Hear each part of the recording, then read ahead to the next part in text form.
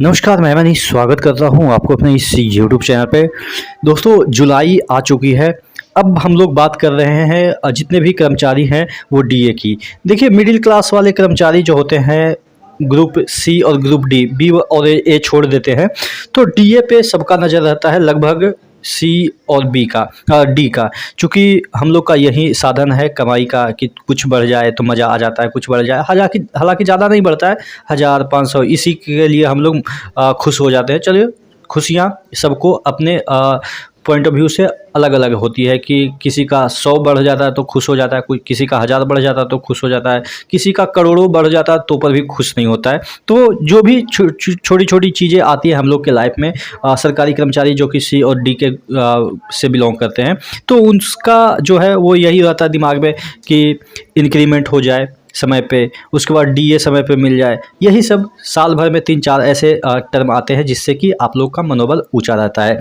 तो हम बात करने वाले हैं कि डीए कितना परसेंट इस बार बढ़ेगा। जुलाई मंथ आ गई है, 3% बढ़ेगा कि 4% बढ़ेगा, या डीए 0 हो जाएगा और वो बेसिक में 50% ऑलरेडी हो चुका है, जो कि बेसिक में मर्ज होने की बात की जा रही है। तमाम चीज़ों पे हम डिटेल में डिस्कस करेंगे और विथ फैक्ट डिस्कस करेंगे।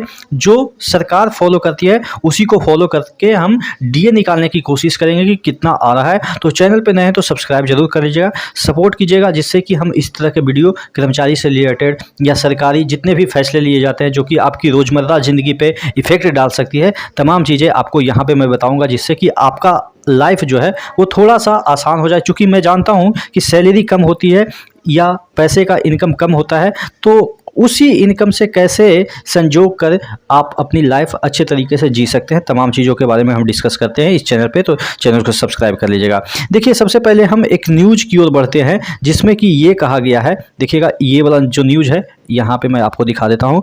ये जो न्यूज़ है कि डीए जो है वो आपके जुलाई में कितना बढ़ने की संभावना है। एक मिनट, ये क्या हो गया, ये आपका यही होता है ना कि इतना ऐड आ जाता है ना, हर जगह ऐड ही ऐड आ रहा है। एक मिनट, फिर से, हाँ ठीक है, ये आ गया। इसमें कहा जा रहा है कि 7th पे कमीशन आ गया। जुलाई अब होगी केंद्रीय कर्मचारियों की कमाई। जुलाई में अब होगी केंद्रीय जो कर्मचारी हैं उनकी कमाई। कितना बढ़ेगा महंगाई भत्ता? शून्य होगा क्या? तो ये जो चीज़ें हैं कि शून्य होगा कि, देखिएगा, कहने का मतलब ये है कि केंद्र सरकार के कर्मचारियों के लिए अच्छी खबर, जुलाई का महीना आ चुका है। ये महीने काफ़ी महत्वपूर्ण है क्योंकि केंद्रीय कर्मचारियों का महंगाई भत्ता कितना बढ़ेगा इस महीने के अंत तक पता चल जाएगा। अब अंत तक पता करने की आवश्यकता नहीं है, मैं अभी तुरंत बता देता हूं कि कितना बढ़ेगा।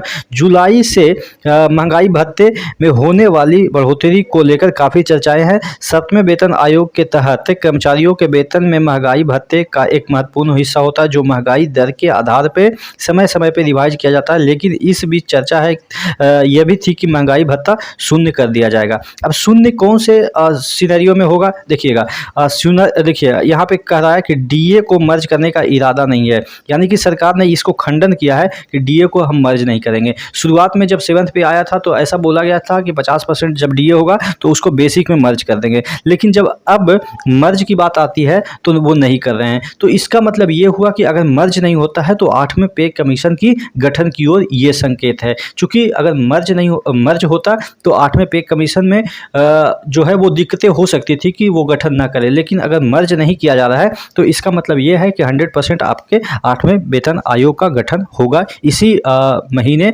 आपके जुलाई के 3rd वीक में घोषणा हो सकती है। ये वित्त मंत्रालय का बयान भी है। तो अब देख लेते हैं कि अब कितना इसका जो है वो डीए बढ़ने की संभावनाएं हैं इस महीने। देखिएगा, हालांकि अभी आंकड़े नहीं आए हैं। देखिएगा, 3 महीने कहीं 4 महीने का आंकड़ा आए हैं। यहाँ पे देखिएगा, जुलाई के आंकड़े आए हैं कि जुलाई में ये तो 22 का दिखा रहे हैं, नीचे जाएंगे तो आ जाएगा यहाँ पे। हाँ देखिएगा, जुलाई में यहाँ पे आपको बढ़ने हैं। तो यहाँ पे देखिएगा, जून 2024 में कितना महंगाई भत्ता हो गया था, जून नहीं, जनवरी में 50.84, मिल कितना रहा है 50। फरवरी में कितना महंगाई भत्ता हो गया 51.44, तो मिल कितना रहा है 50। चूँकि बढ़ेगा जुलाई में ही, अभी तो बढ़ेगा नहीं, फरवरी में तो बढ़ेगा नहीं कि चलो आपको इकामन दिया जाए। फिर इसके आंकड़े सीपीआई के जो इंडेक्स हैं उसके आंकड़े आए हुए हैं, उसके अकॉर्डिंग ये डीए बना है। ठीक है, फरवरी में आंकड़े आए तो कितना हो गया, 139.2 आंकड़े आ गए सीपीआई के। उसके बाद मार्च का जो आंकड़ा आया, मार्च का आंकड़ा अप्रैल के लास्ट में आता है, उस जो है वो आ गया 138.9। इसके अकॉर्डिंग जो डीए आपका बन गया कितना, 51.95 बन गया। उसी तरीके से अप्रैल का आंकड़ा मई के लास्ट में आया, तो यहाँ पे आपका जो है वो अप्रैल में सीपीआई इंडेक्स कितना था, 139.4। उसके अकॉर्डिंग आपका डीए कितना बन रहा था, 52.43। अब मई का आंकड़ा जून के लास्ट में आना था जो कि नहीं आया है, और आपके जून का आंकड़ा जुलाई के लास्ट में आ जाएगा। ठीक है, जुलाई के लास्ट में, यानी कि अभी भी 20 दिन आपको बाकी है। तो यानी कि ये आंकड़ा जो आ जानी चाहिए थी वो अभी नहीं आया है, और ये आंकड़ा तो अभी टाइम है 10-15 दिन, इसको टाइम है लगेगा, उसमें आ जाएगा।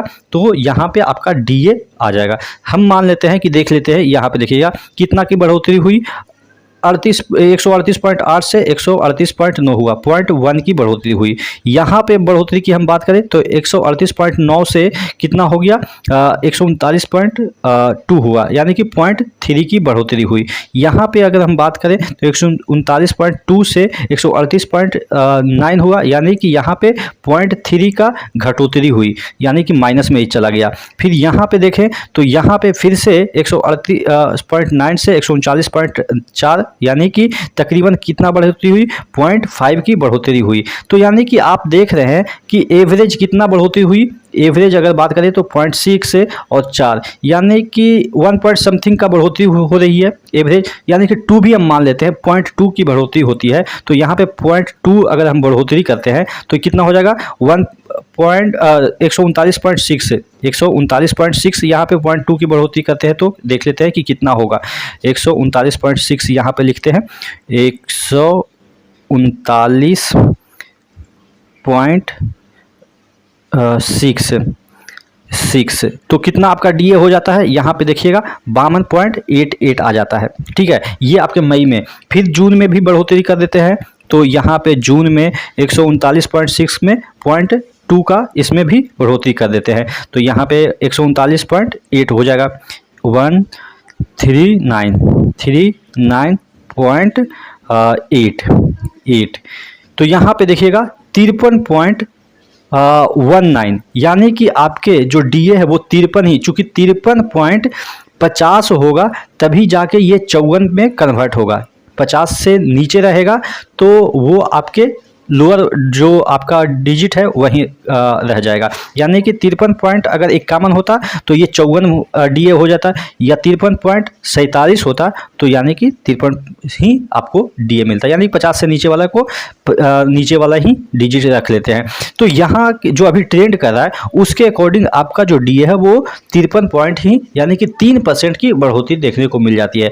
अगर हम मान लेते हैं कि कुछ ड्रास्टिकली चेंज आ गया, कि बहुत हमको सीपीआई इंडेक्स में चेंजेस देखने को मिला, तो यहाँ पे अगर हम 0.2 बढ़ा रहे थे तो यहाँ पे 0.2 ना बढ़ा के 0.4 बढ़ा देते हैं।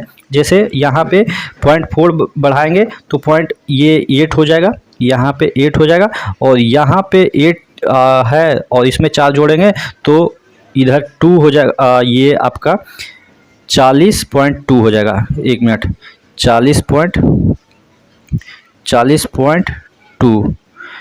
ठीक है, तो फिर भी आपका जो डीए है वो कितना बनता है, ये आपके 53.25 ही बनता है, यानी कि 53 ही बनता है। यानी कि हम 0.4 की बढ़ोतरी हर महीने भी कर रहे हैं तब पर भी आपका जो डीए है वो 53 ही दिख रहा है। तो यानी कि आप कुल मिलाकर मानिए कि आपका डीए इस बार अभी तक के जितने भी आंकड़े आए हैं उसके अकॉर्डिंग 3% ही बढ़ रहे हैं। आप क्या सोचते हैं, क्या 3% ही बढ़ेगा या 4% बढ़ेगा या उससे ऊपर भी बढ़ सकता है? आप ज़रूर कमेंट करके बताइएगा। नेक्स्ट वीडियो में मिलते हैं, तब तक के लिए जय हिंद।